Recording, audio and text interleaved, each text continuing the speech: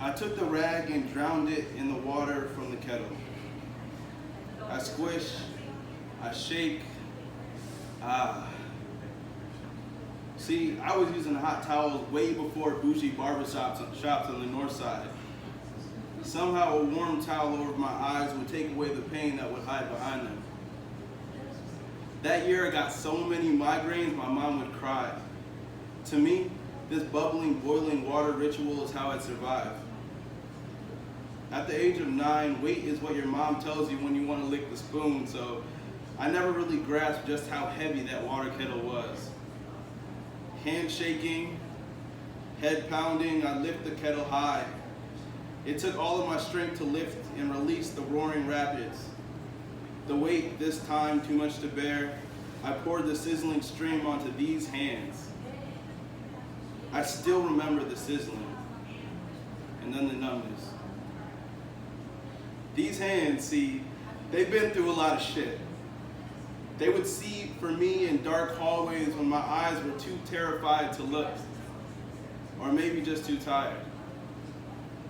On Saturday mornings, they would pound fried dumpling dough into submission right after kneading my stress away, and be burned by oil fireworks when I dropped the dumpling in the pot like a layup. Thermometers, my hands, placed on her inner thigh, the perfect place, they say, to measure just how hot and heavy and steady the loving is. Tissues for tears, tissues for her runny nose, lunchroom drumsticks, and sometimes classroom drums too. See, my hands are shapeshifters. They'll take a fist and make it power, and then it's a box with something for you.